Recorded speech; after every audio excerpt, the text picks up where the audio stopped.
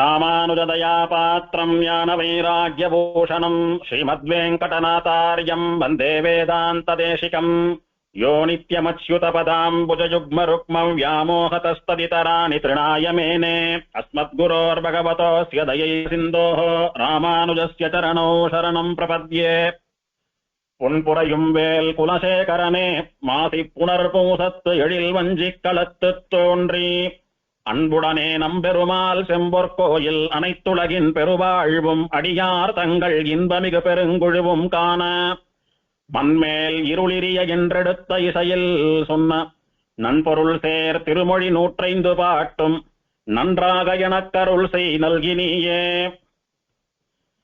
ஆழ்வார்கள் 12 குலசேகர பெருமாள் என்று விசேஷமான விவகாரத்தை உடைய குலசேகர ஆழ்வாருடையதான திவ்ய வைபவத்தை அனுபவிக்கப் போகிறோம். மாசி புனர்பூசத்தன்னைக்கு இந்த லோகத்திலே வந்து அவதாரம் பண்ணின உத்தமமான ஆழ்வார்.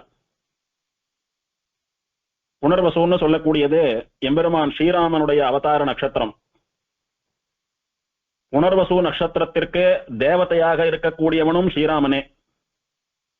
அந்த ஸ்ரீராமனுடைய நட்சத்திரமான புனர்வசுவில் பிறந்து அந்த ஸ்ரீராமனையே கண்கண்ட தெய்வமாக தன்னுடைய குலதெய்வமாக கொண்டு காலமெல்லாம் பரம ராமபக்தராகவே விளங்கி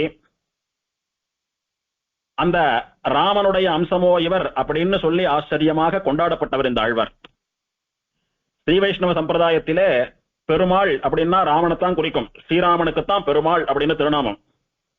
ஸ்ரீமத் ராமாயணத்தில் இருக்கக்கூடிய ஒரு கதாபாத்திரத்துக்கும் ஸ்ரீ வைஷ்ணவ ஆச்சாரியர்கள் ஒரு பேர் வச்சிருப்பா. அதிலே இளைய பெருமாள் அப்படின்னு லக்ஷ்மணனுக்கு பேரு. அப்ப பெருமாள் யாருன்னா ராமன் தான் பெருமாள். அந்த மாதிரி ராமனுடைய பெயரான பெருமாள் என்பதே இவருக்கும் பெயராக அமைந்து விட்டது. பெருமாளான ராமன் மீது அளவில்லாத காதல் கொண்டு அவனுடைய பக்தியிலேயே காலத்தை கழித்தார். இவரும் பெருமாளாகிவிட்டார். அவதாரம் பண்ணினது பெருமாள் அவதாரம் பண்ணின நட்சத்திரமான புனர்பூசம். இவர் பிறந்த நட்சத்திரத்துக்கு அதிதேவத்தையும் பெருமாளான ஸ்ரீராமனே. இப்படி தான் வணங்கக்கூடிய பெருமாளும் தானும் ஒருவரே ஆக இருக்கிறபடியினாலே குலசேகர பெருமாள் என்று சம்பிரதாயத்திலே விசேஷமாக கொண்டாடப்பட்ட ஆழ்வார். கும்பே புனர்வசு ஜாதம் கேரளே கோளப்பட்டனே கௌஸ்துபாம் சந்தராதீஷம் குலசேகரமாஸ்ரயே அப்படின்றதா இந்த ஆழ்வாருடையதான தனியன். கலியுகம் பிறந்து 28வது வருஷம், ஒரு பராபவ வருஷம், மாசி மாசம் சுக்லபக்ஷ துவாதசி திதி வெள்ளிக்கிழமை கூடிய நன்னாளில் எம்பெருமான் ஸ்ரீராமன் அவதாரம் பண்ணின புனர்பூச நட்சத்திரத்தில் அப்போதைய சேரநாடு இப்போதைய கேரள மாநிலம் கொல்லி மாநகர்னு சொல்லக்கூடியதான ஒரு நாட்டிலே திருவஞ்சிக்கலம்னு சொல்லக்கூடியதான அற்புதமான க்ஷேத்திரத்திலே அவதாரம் பண்ணினார் இந்த ஆழ்வார். இந்த திருவஞ்சிக்கலம்னு சொல்லக்கூடிய ஆழ்வாருடைய அவதார ஸ்தலம் தற்போதைய கேரள மாநிலத்துக்கு அருகே கோழிக்கோடு அருகிலே இருக்கக்கூடியது. இவர் பெருமாளுடைய கௌஸ்துபம்னு சொல்லக்கூடியதான ரத்னத்தினுடைய அம்சமாக அவதாரம் பண்ணினவர். இந்த கொல்லி மாநகர்னு சொல்லக்கூடிய கேரள தேசத்தை ஆண்டு வந்த திருட்டவர்மன் அப்படின்னு சொல்லக்கூடிய உத்தமமான ஒரு ராஜாவினுடைய பிள்ளையாக பிறந்தார். இப்படி ராஜாவினுடைய பிள்ளையாக பிறந்து நாடை ஆளக்கூடிய அந்த வசதியும் வாய்ப்பும் பெற்றிருந்த போதிலும் அது எல்லாத்தையும் பெருசா நினைக்காம பெருமாளையும் அடியவர்களையுமே பெருசாக நினைத்து வாழ்ந்தவர் இவர். ராஜாவாக பிறந்த போதிலும் ராஜ்ய போகத்தில் அப்படியே மூழ்கி இருக்கவில்லை. தகுந்த சமயம் வந்தவுடனே எல்லாத்தையும் உதறி தள்ளிட்டு பெருமாள் பாகவதாலே கதின்னு சொல்லி திவ்யதேசங்கள் போனவர். சரி, இவரை கௌஸ்துபாம்சம்னு சொல்றோமே, கௌஸ்துபம் அப்படின்னா என்ன? ஸ்ரீவைகுண்டத்திலே எம்பெருமானுடைய திருமார்பை அலங்கரிக்க கூடியதான ஒரு ரத்னத்திற்கு கௌஸ்துபம்னு பேரு. கௌஸ்துபம்னு சொல்லக்கூடிய ரத்னத்தை பெருமாள் தன்னுடைய ஹிருதயத்திலே மார்பிலே ஒரு ஆபரணம் போல அணிந்து கொண்டிருக்கிறார். இந்த கௌஸ்துபத்தினுடைய பெருமையை சுவாமி தேசிகன் ஆச்சரியமா கொண்டாடுறார், வர்ணிக்கிறார். காசினியின் மணி அனைத்தும் காயாவண்ணன் கடைந்தெடுத்த கௌஸ்துபத்தின் சீர்மைக்கு ஒவ்வா.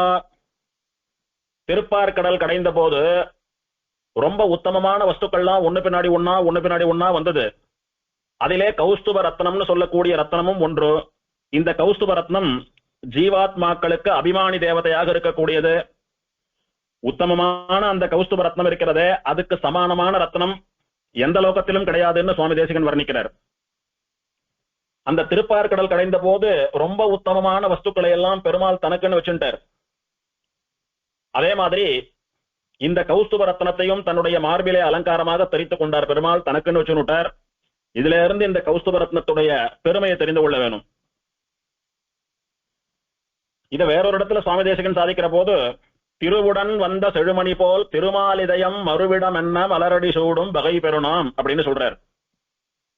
திருப்பார்கடல் கடைந்த போது அமுதில் வரும் பெண்ணமுது அப்படின்னு லட்சுமி பிராட்டி தாயார் அவதாரம் பண்ணினா, அவளோடு கூட இந்த செழுமணி சிறந்த ரத்னமாக இருக்கக்கூடிய கௌஸ்துப ரத்னமும் வந்தது.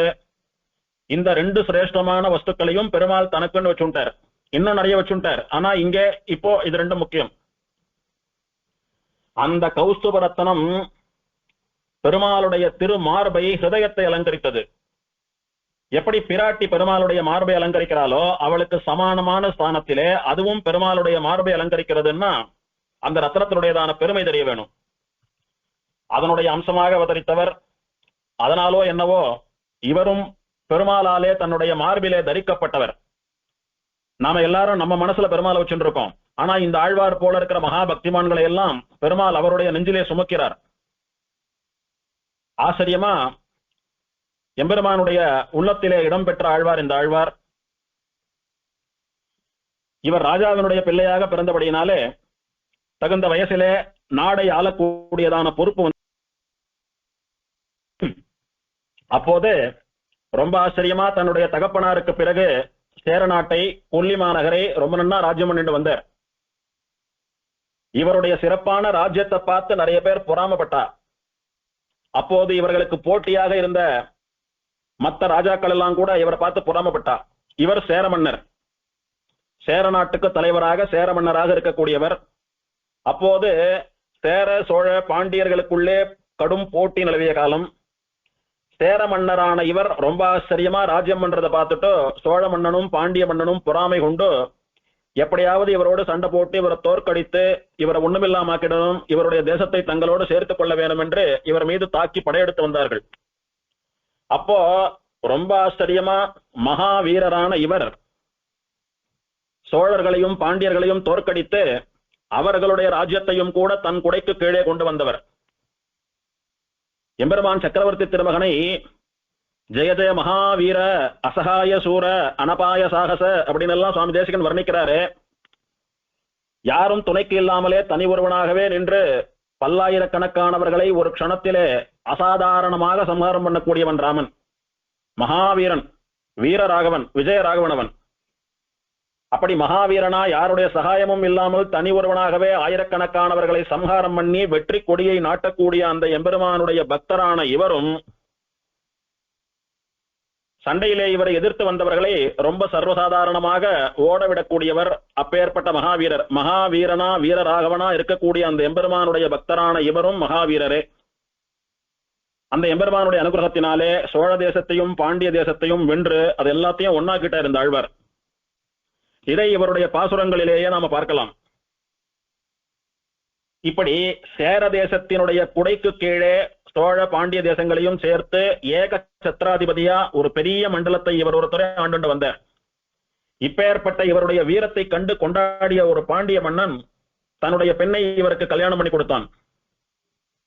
பாண்டிய மன்னனுடைய பெண்ணை திருமணம் செய்து கொண்டு ரொம்ப ஆச்சரியமா இல்லற தர்மத்தை நடத்தி கொண்டு வந்தார். ஒரு இல்லறத்தான் செய்ய வேண்டியதான தர்மங்களை எல்லாம் தவறாமல் பண்ணி கொண்டு வந்தார்.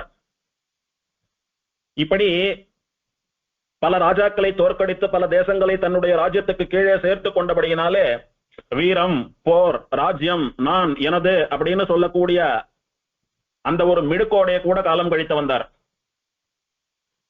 இவர் அவதாரம் பண்ணினது மோட்சத்தை, மோட்ச மார்க்கத்தை உலகத்திலே பரப்புவதற்காக.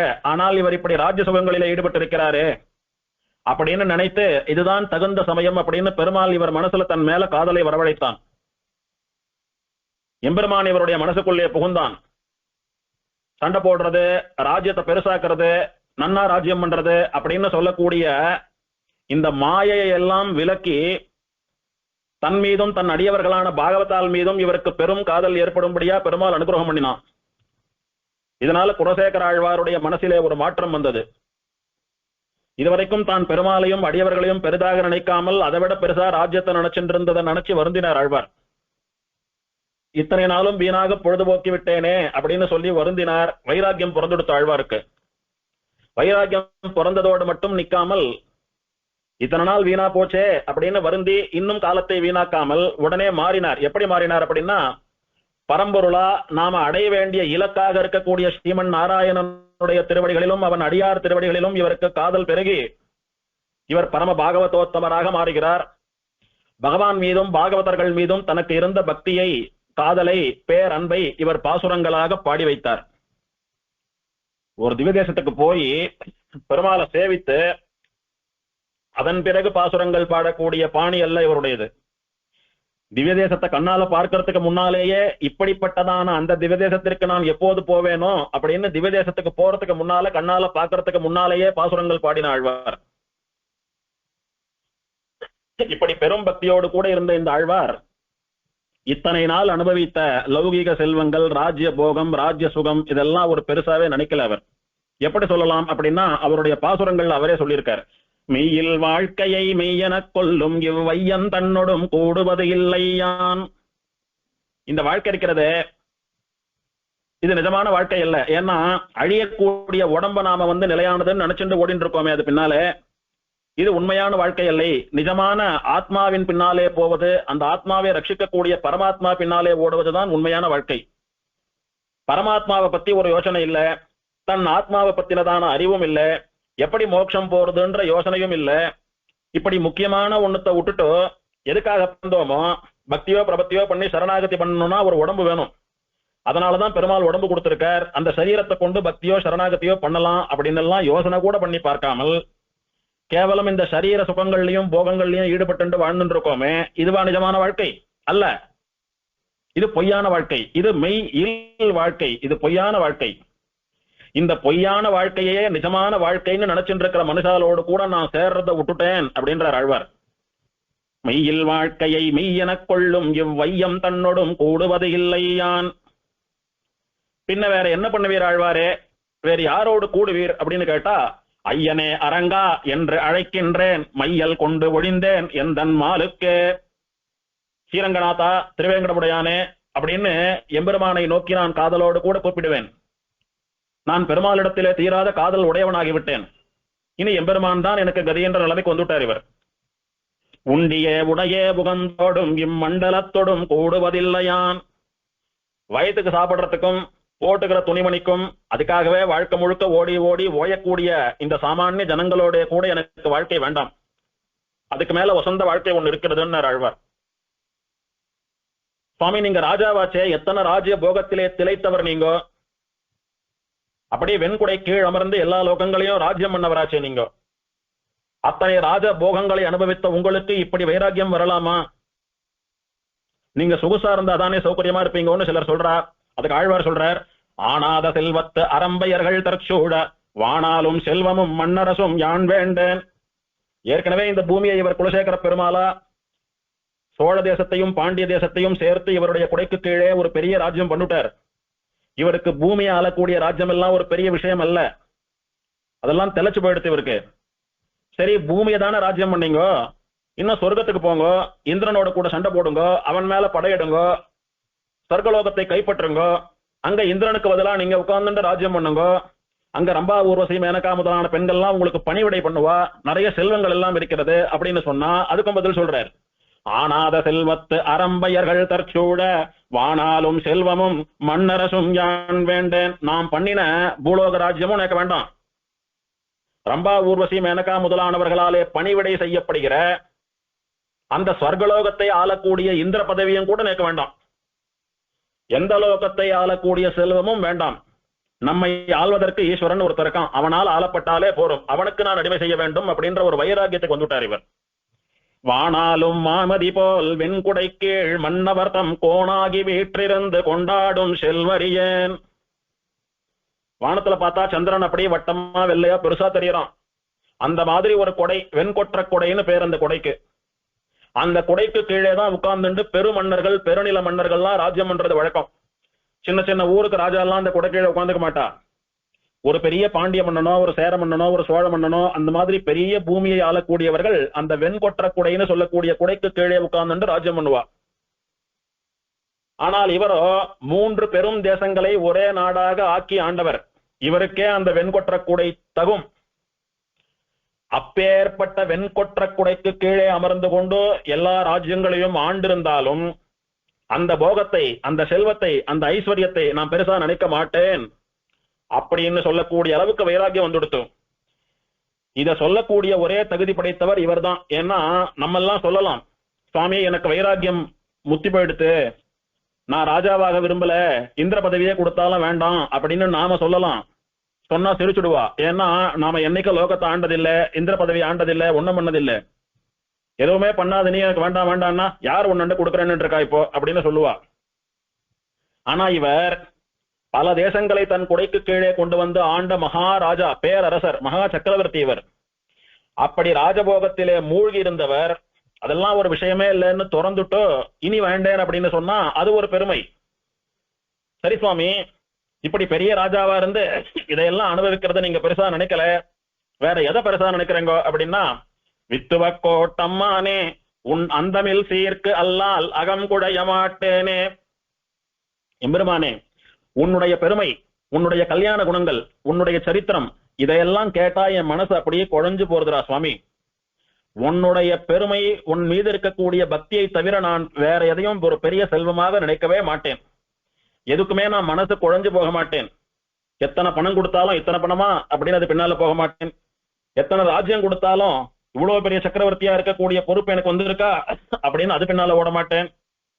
உன்னை தவிர, உன் புகழ் பாடுவதை தவிர, உன்னுடைய கல்யாண குணங்களிலே ஆழ்ந்து அனுபவிப்பதை தவிர எதையும் நான் பெருசா நினைக்க மாட்டேன்னு சொல்றார். இப்படி பகவானுடையதான கல்யாண குணங்களில், பகவானுடைய சரித்திரத்தில், பகவானுடைய அழகில் ஆழங்கால் பட்டு ஆழ்ந்தவரானபடியினாலே அன்னையிலிருந்து குலசேகரர் அப்படின்னு சொல்லக்கூடிய ராஜா குலசேகர ஆழ்வாராக வழங்கப்படுகிறார். குலசேகரர் அப்படின்றது இவருக்கு தகப்பனாரிட்ட பெயர். குலசேகரர் அப்படின்னா இவர்கள் குலத்துக்கு அலங்காரமாக விளங்கக்கூடியவர். எப்படி அலங்காரம்? ஒரு ராஜாவா இவர் பார்த்தாலும் இவ பெரியவாள்லாம் சேர நாட்டை மட்டும் ஆண்டு வந்தா, இவர் ஒருத்தரே சேர சோழ பாண்டி தேசத்தை எல்லாம் சேர்த்து ஆண்டவர். அப்படி ராஜான்னு வச்சுட்டு பார்த்தாலும் இவர்கள் குலத்துக்கு இவரே சேகரர், அலங்காரமாக திகழ்பவர். அல்லது இவர்கள் குலத்திலே ஒரு ஆழ்வார் அவதாரம் பண்ணி இருக்கிறார், ஒரு திவ்ய பிரபந்தம் பாடி இருக்கிறார், பெருமாளை நேர சேவித்திருக்கிறார், மோட்சம் போயிருக்கிறார் அப்படின்னு சொல்லி இவருடையதான ஆத்மீக வாழ்க்கையை வைத்துக் கொண்டாலும் சரி, இவர்கள் குலத்துக்கு இவரே ஒரு பெரிய அலங்காரம். அதனால குலத்துக்கு சேகரமாக அலங்காரமாக இருக்கக்கூடியவர் குலசேகரர் அப்படின்னு இவருக்கு இயற்பெயர். இவர் பகவான் மீது இருக்கக்கூடிய பக்தியிலே ஆழங்கால் பட்டவுடனே குலசேகர ஆழ்வார்னு பெயர் வந்துடுத்து இவருக்கு.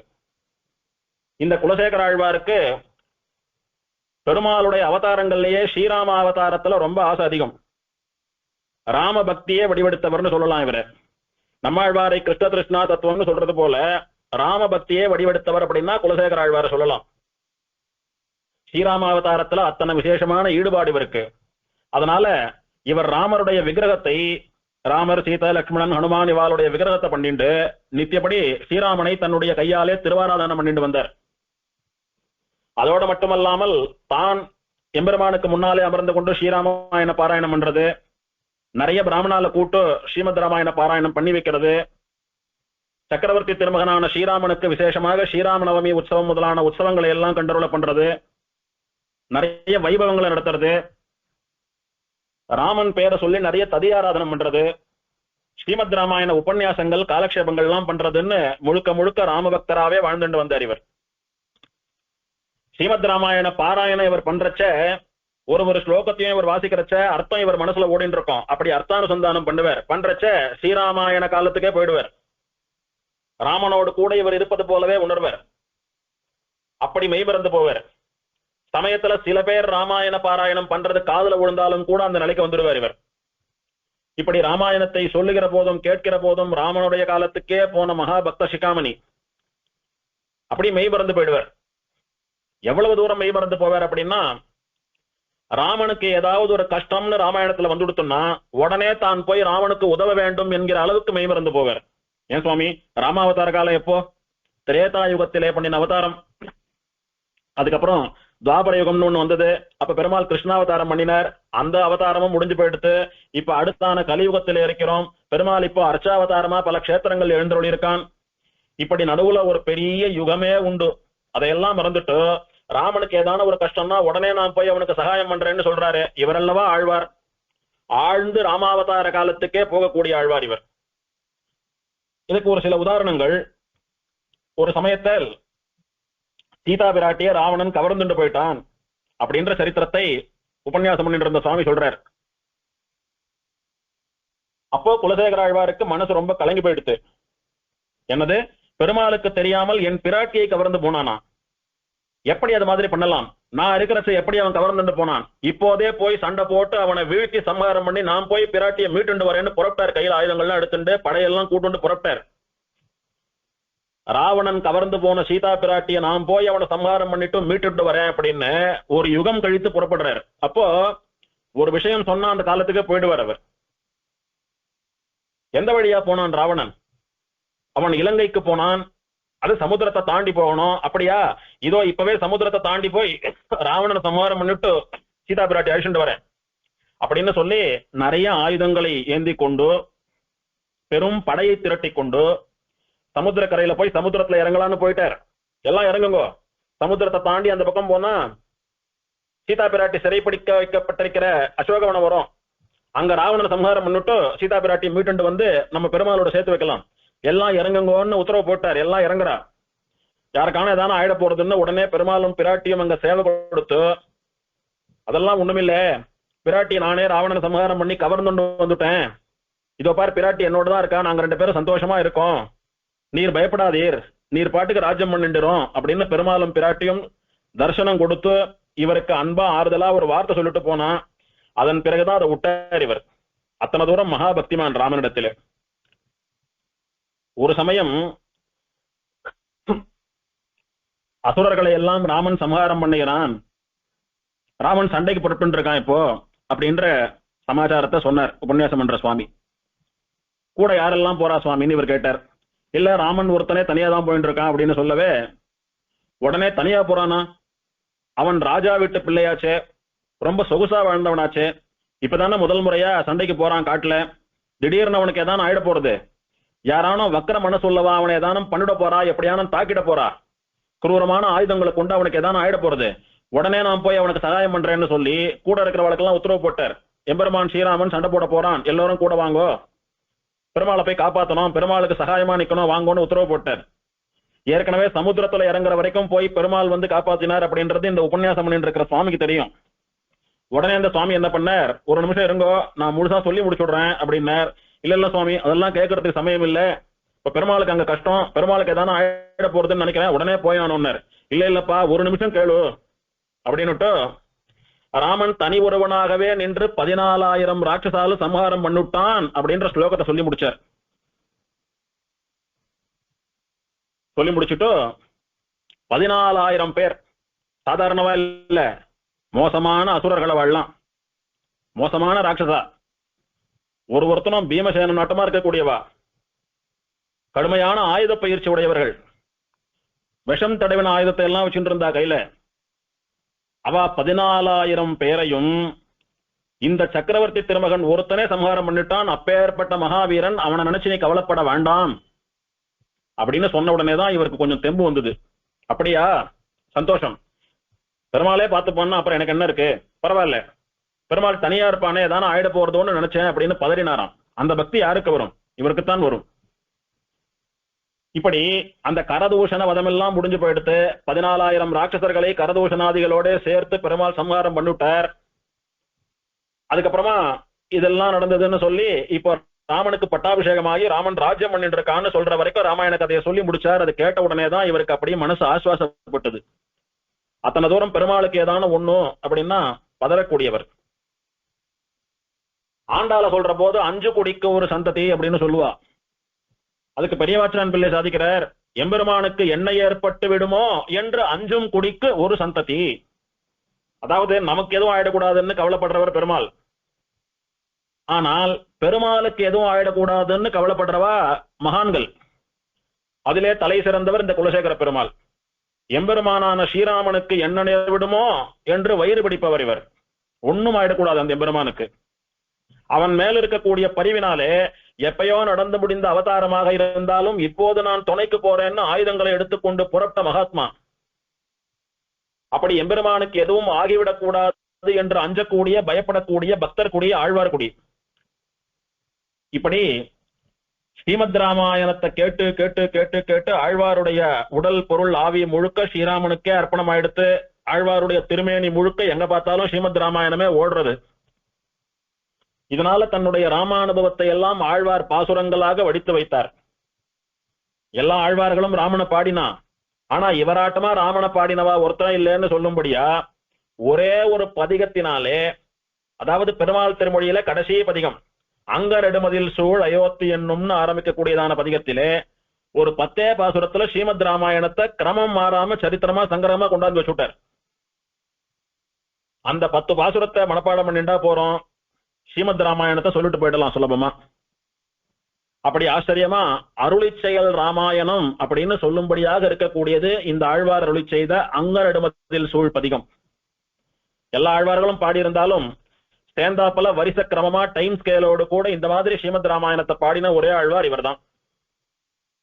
இந்த ஆழ்வாருக்கு ஸ்ரீராமனிடத்திலே மட்டுமல்ல, பகவானான ஸ்ரீராமனுடைய பக்தாலான பாகவதர்கள் மேலேயும் அளவில்லாத பக்தி. பாகவதாலிடத்திலே இவருக்கு எத்தனை, பாகவதாலுக்காக தன்னுடைய உயிரையும் கொடுக்கக்கூடிய அளவுக்கு இவருக்கு அவளிடத்திலே பக்தி. ஸ்ரீ வைஷ்ணவ சம்பிரதாய தர்மம் என்ன? ஒரு வைஷ்ணவன் பகவானிடத்திலே மட்டுமல்ல, பகவானுடைய அடியவனான பாகவதனிடத்திலும் பக்தியோடு இருக்க வேண்டும்னு தானே சம்பிரதாயம். அந்த மாதிரி பெருமாளிடத்திலே மட்டுமல்லாமல் பெருமாளை மட்டும் வணங்கக்கூடிய பாகவதோத்தமர்களிடத்திலும் அளவில்லாத பக்தியோடு கூட இருந்திருந்தார் இந்த ஆழ்வார். இப்படி பாகவதாலுக்கு கைங்கரியம் பண்ணிண்டு அவர்களோட காலம் கழித்துக் கொண்டு அவர்களோட நெருங்கி உறவாடி கொண்டிருந்தா, இதனால நிறைய ராஜ்ய காரியங்கள் அப்படியே தடப்பட்டு வந்தது, தாமதமாயிட்டு வந்தது. எதுவா இருந்தாலும் ராஜா வந்து தானே பார்க்கணும். ராஜ்ய காரியங்கள் எதுவா இருந்தாலும் ராஜா முன்னாடிதான் நடக்கணும். ஆனா ராஜ்ய சபை ஒழுங்கா நடக்கிறது இல்ல. ஏன்னா ராஜா இப்ப முழுக்க சாமியாரா மாறிண்டு வர்றார். அதனால ராஜகாரியங்கள்லாம் ரொம்ப தாமதமாயிட்டு இருந்தது. ராஜா எங்கன்னா திருவாராதனம் பண்ணிட்டு இருக்கார், பாகவதாலோட பேசிட்டு இருக்கார், உபன்யாசம் கேட்டு இருக்கார், பாராயணம் பண்ணிட்டு இருக்கார், காலக்ஷேபம் கேட்டு இருக்கார், ததியாராதனை ஆயிட்டு இருக்கு, கோவிலுக்கு போயிருக்கார் அப்படின்னு எப்ப பாரு பெருமாள் காரியமாவே சொல்லிட்டு இருக்கா. அப்போ அரண்மனையில ராஜகாரியங்கள்லாம் ஒழுங்கா நடக்கிற மாதிரி இல்ல. இப்படியே போனா நம்ம இடத்திலே தோற்று போன ராஜாக்கள் எல்லாம் வந்து நம்ம வந்து சண்டை போட்டு தோக்கடித்து திரும்ப ராஜ்யத்தை கைப்பற்றிப்பா, பெரிய அவமானம் ஏற்படும். அதனால இந்த குலசேகர பெருமாளை அப்படியே நாம விட்டுறக்கூடாது. பழையபடி இவரை ராஜ்யத்துல வந்து ஈடுபடும்படியா பண்ணணும்னு சொல்லி அங்க இருக்கிறவெல்லாம் ஒரு சதி பண்ணினான். என்ன சதி பண்ணினா அப்படின்னா, இந்த குலசேகர பெருமாள் திருவாராதனம் பண்ணக்கூடிய சக்கரவர்த்தி திருமகன் ஸ்ரீராமனுக்கு விலை மதிப்பில்லாத நிறைய ஆபரணங்கள்லாம் உண்டு, திருவாபரணங்கள்லாம் உண்டு. அதிலே விலை உயர்ந்த ஒரு ரத்தனஹாரம், ஒரு ரத்தன மாலையை எடுத்து ஒளிச்சு வச்சுட்டா மந்திரிகள்லாம் சேர்ந்து. இவர் திருவாபரணம் பெருமாளுக்கு சாத்தக்கூடிய சமயம் வந்தது. திருமஞ்சனம் பண்ணினார், பெருமாளுக்கு வஸ்திரம் சமர்ப்பித்தார், திருவாபரணம் சாத்தின்னு இருக்கார். அப்போ பெருமாளுக்கு இவர் ஆசையா பார்த்து பார்த்து பண்ணினா அந்த விலை மதிப்பில்லாத ரத்தனஹாரம் இருக்கிற திருவாபரணங்கள்லயே அதுதான் நல்ல விலை மதிப்பு உள்ளது. அந்த திருவாபரணத்தை காணோம். தேடினார், பெருமாளுடைய முக்கியமான திருவாபரணம் காணமே, எங்கன்னு கேட்டார்.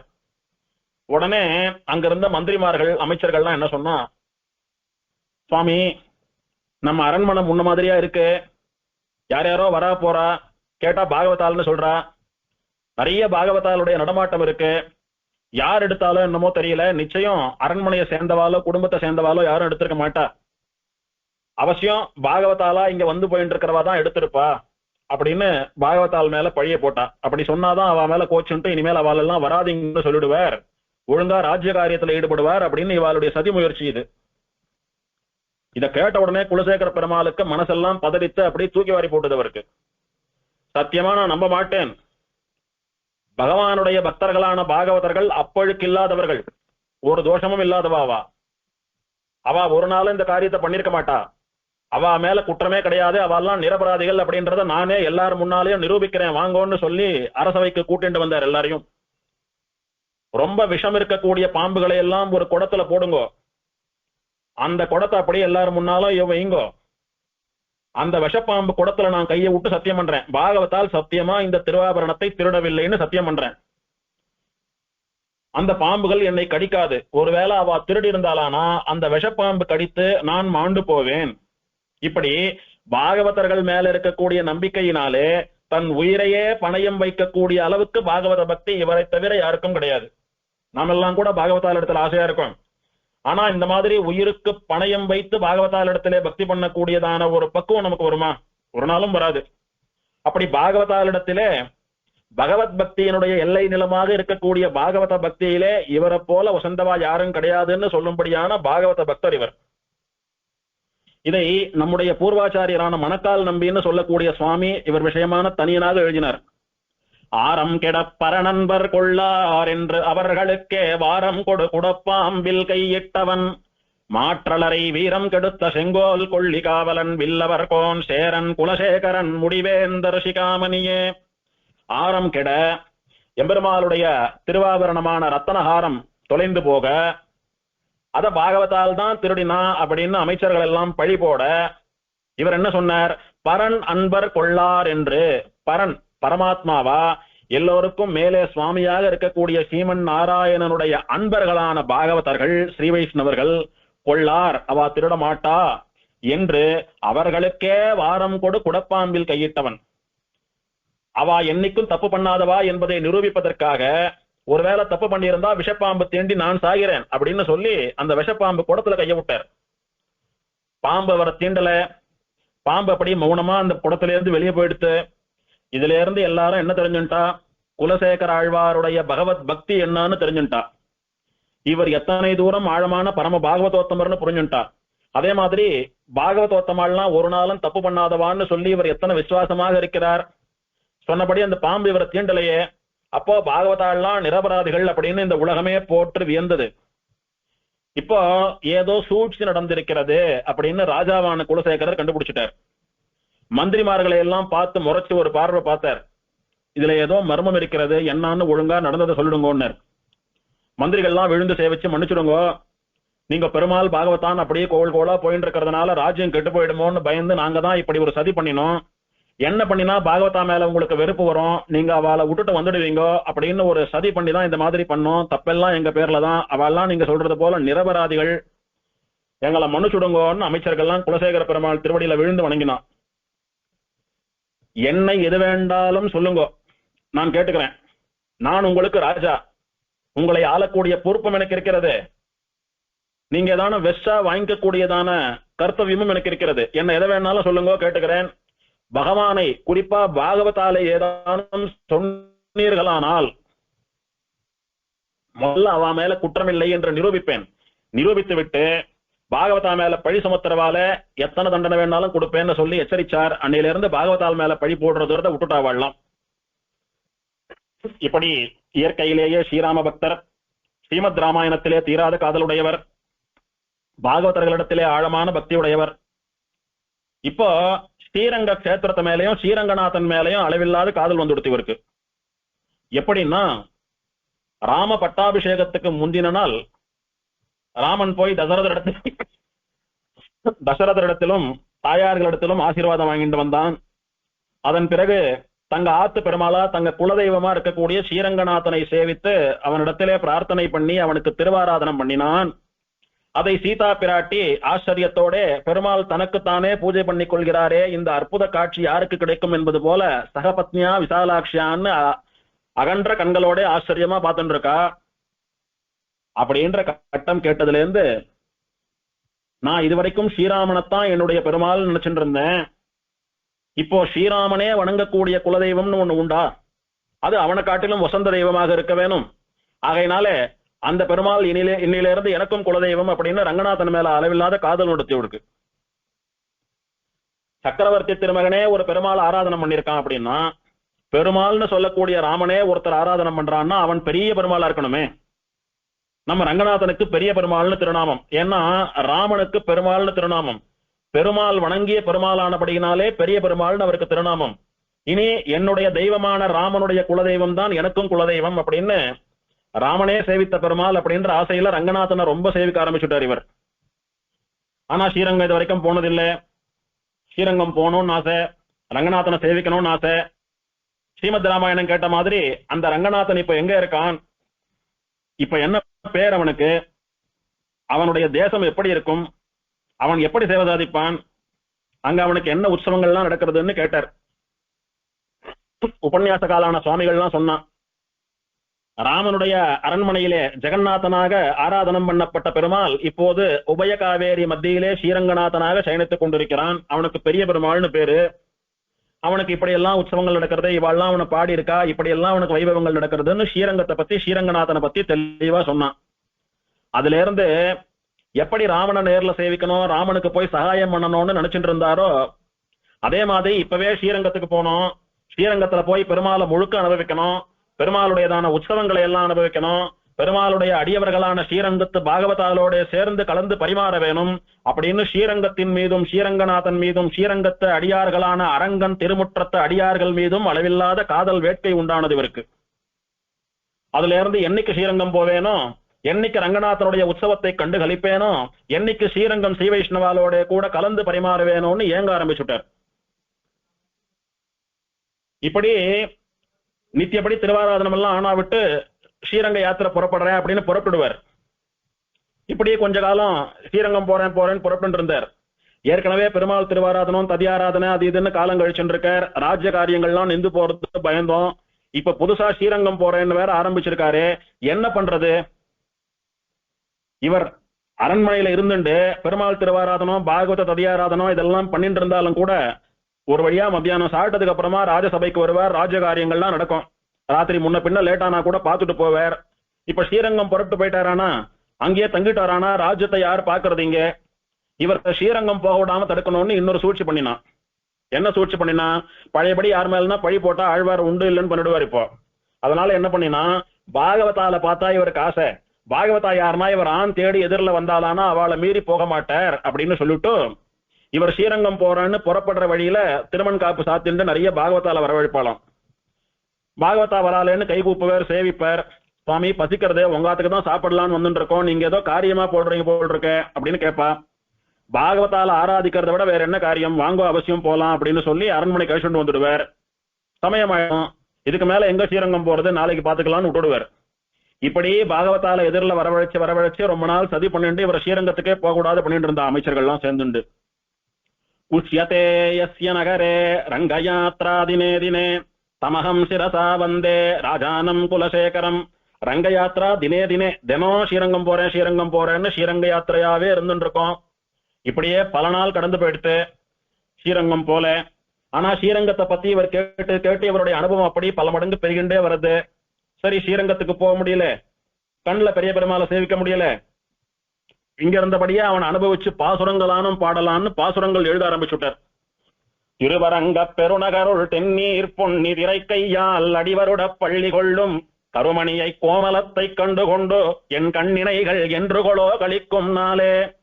ஸ்ரீரங்கத்துல சயனிச்சுருக்கிற பெரிய பெருமாளை நான் என்னைக்கு சேவிப்பேன், என்னைக்கு ஸ்ரீரங்கம் போகக்கூடிய பாக்கியம் எனக்கு வருமோ தெரியலையே. அரங்கத்து அரவணையில் பள்ளி கொள்ளும் மாயோனை மனத்தூனே பற்றி நின்று என் வாயார என்று கொளோ வாழ்த்தும் நாளே. பெரிய பெருமாளுக்கு முன்னாலே திருமண தூண்கள்னு 2 தூண் உண்டு. அந்த 2 தூணுக்கு நடுவுல நின்று சேவித்தா பெரிய பெருமாளை திருப்பானாழ்வார் சொன்னது போல ஆபாத சூடம் நன்னா சேவிக்கலாம். திருவடியிலேருந்து திருமுடி வரைக்கும் நன்னா அனுபவிச்சு சேவிக்கலாம். எப்போது நான் ஸ்ரீரங்கத்துக்கு போய் அந்த திருமண தூண்களை அப்படியே சேர்த்து கட்டிண்டு நின்று அங்க இருந்து பெருமாளை முழுசா சேவித்து அனுபவிக்க போறேன். அங்க நின்றுண்டு என் வாய் படைத்த பையனாக என்னைக்கு என் வாயால அவனை பாசுரங்கள் பாட போறேன் அப்படின்னு ஏங்குறார். அணியரங்க தரவணையில் பள்ளி கொள்ளும் அம்மான் தன்னடியினை கீழ் அலர்களிட்டு இங்கு அடியவரோடு என்று கொளோ அணுகும் நாளே. என் கையால ஆத்துல இருக்கிற பெருமாளுக்கே புஷ்பமிட்டு அர்ச்சனை பண்ணிட்டு இருக்கேன். என்னைக்கு ஸ்ரீரங்கம் போய் பெரிய பெருமாள் திருவடிகள்ல புஷ்பத்தை இட்டு அர்ச்சனை பண்ணி அவன் அடியார்களோடு சேரப்போறேனோ தெரியலையே. அரங்க தரவணையில் பள்ளி கொள்ளும் கோவினை நாவுறவழுத்தி எந்தன் கைகள் கொய்மலர் தோய் என்று கொளோ கூப்பும் நாளே. ஸ்ரீரங்கத்துக்கு போய் பெரிய பெருமாள் முன்னாலும் நின்றுண்டு என் வாயாலே பாசுரங்கள் பாடி என் கையாலே புஷ்பத்தை அவன் திருவடிகளிலே இட்டு அர்ச்சனை பண்ணி என்னைக்கு நான் அவனை பார்த்து அஞ்சலி பண்ணி கைகூப்பி சேவிக்க போறோனோ தெரியலையே. மதிலரங்க தரவணையில் பள்ளி கொள்ளும் மணிவண்ணன் அம்மானை கண்டு கொண்டு என் மலர் சென்னி என்று கொளோ வணங்கும் நாளே. பெருமாள் எனக்கு கொடுத்த கழுத்து, அதை என்னைக்கு பெருமாள் முன்னால் அப்படி பணிந்து வணங்கி சேவிக்க போறேனோ தெரியலையே. இப்படி என்னுடைய கையாலும் வாயாலும் கழுத்தாலும் உடம்பாலும் என்னுடைய உடல் பொருள் ஆவியாலே என்னைக்கு நான் ஸ்ரீரங்கநாதனை போய் சேவிக்க போறேனோ தெரியலையே. பெருமாளுக்கு முன்னால நின்றுண்டு அவனுடைய அழகிலும் குணங்களிலும் ஈடுபட்டு அவனை வர்ணித்து பாசுரங்கள் பாடி என் மனசு என்னைக்கு உருக போறதோ தெரியலையே. பொழிலரங்கத்து உரகமேறி கண்வளரும் கடல் வண்ணர் கமல கண்ணும் ஒளிமதி சேர் திருமுகமும் கண்டு கொண்டு என் உள்ளம் மிக என்று கொளோ உருகுனாலே. என் மனசு அப்படி உருகி காவிரி ஜலமாட்டமா பாயணும், அது அப்படி பாசுரங்களாக வடிவெடுக்க வேணும். அதுக்கு நான் ஸ்ரீரங்கத்துக்கு போய் பெருமாளை சேவிச்சு ஆகணும். என்னைக்கு அந்த சேவை கிடைக்குமோ தெரியலையேன்னு இருந்த இடத்துல இருந்தே ஏங்க ஆரம்பிச்சுட்டார். என்னைக்கு ஸ்ரீராமனை சேருவோமோ என்ற அசோகவனத்திலே ஏங்கி உருகி தவித்துக் கொண்டிருந்த சீதா பிராட்டியனுடைய நிலைமையை போல எடுத்து குலசேகர பெருமாளுடைய நிலைமை இப்போ. திருவரங்க தரவணையில் பள்ளி கொள்ளும் மாலோனை கண்டு இன்ப கலவி எய்தி வல்வினையேன் என்று கொளோ வாழும் நாளே. என்னைக்கு நான் வாழ போறேன்னு கேட்கிறார். வாழ்க்கையில கல்யாணம் ஆகாதவா வருமானம் இல்லாதவாள்லாம் ஏங்குவா. எல்லாராட்டமா வாழணும்னு எனக்கும் ஆசை இருக்கு, நான் என்னைக்கு வாழ போறேனோ தெரியலையே. பெருமாளே எனக்கு என்னைக்கு கல்யாணம் ஆகும், பெருமாளே எனக்கு என்னைக்கு நிரந்தரமான வருமானம் வரும் அப்படின்னு எல்லாம் நிறைய பேர் ஏங்குறாளே. அவெல்லாம் நான் எப்ப வாழ போறேன்னு சொல்றா. அப்ப என்ன அர்த்தம்? இது வரைக்கும் வாழலையான்னா அவ ஆசைப்பட்டபடி வாழல, அவ வாழறதெல்லாம் வாழ்க்கையே இல்லை.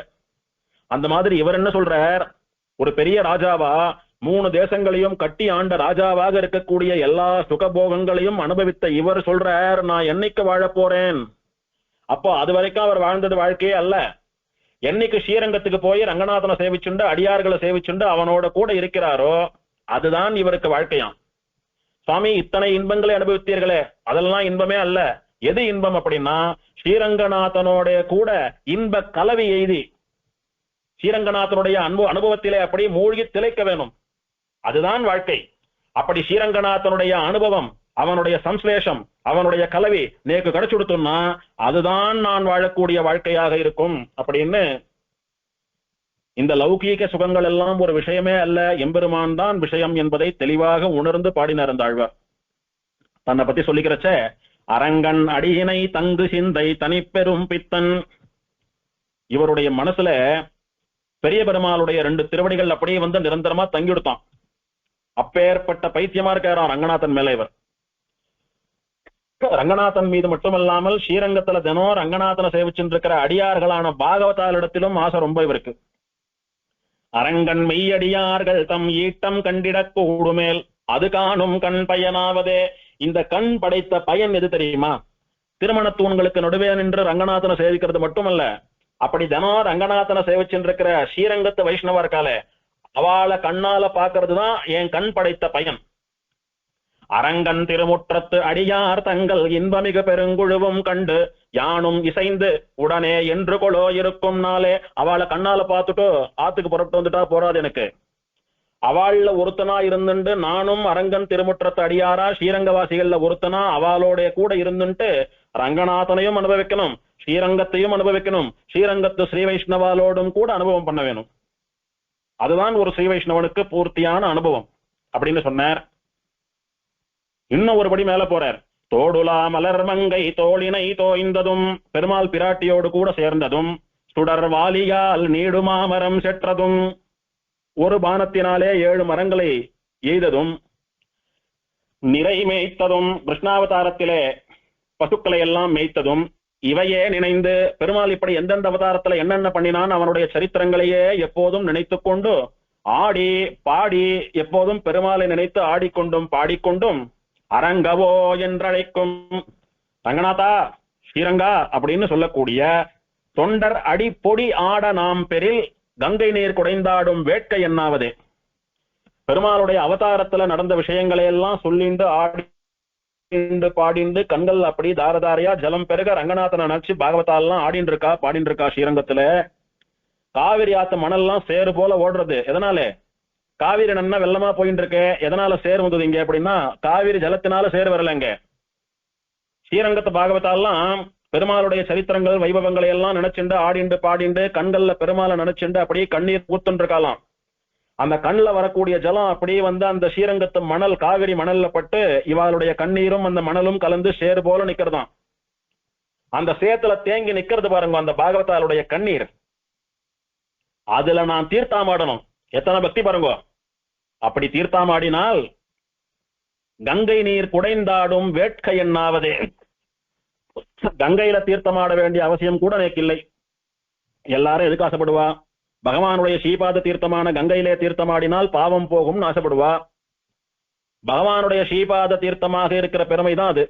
ஆனால் பகவானை காட்டிலும் பாகவதா வசந்தவா, பகவத் ஸ்ரீபாத தீர்த்தத்தை காட்டிலும் பாகவத ஸ்ரீபாத தீர்த்தம் வசந்தது. இப்படி பல பாகவதர்கள் ரங்கநாதன் மேல இருக்கக்கூடிய பக்தியினாலே மெய்மறந்து கண்கள்ல ஜலத்தை உதிர்த்துண்டு ஆறா போய் அது அப்படியே சேரா நிற்கிறது. அந்த கண்ணீரிலே நான் மூழ்கிட வேண்டும். அது கங்கா தீர்த்த ஸ்நானத்தை காட்டிலும் விசேஷமானதுன்னு சொன்னாரே. இது போல பாகவத பக்தியை வர்ணிக்கக்கூடிய ஆழ்வார் யார் இருப்பா?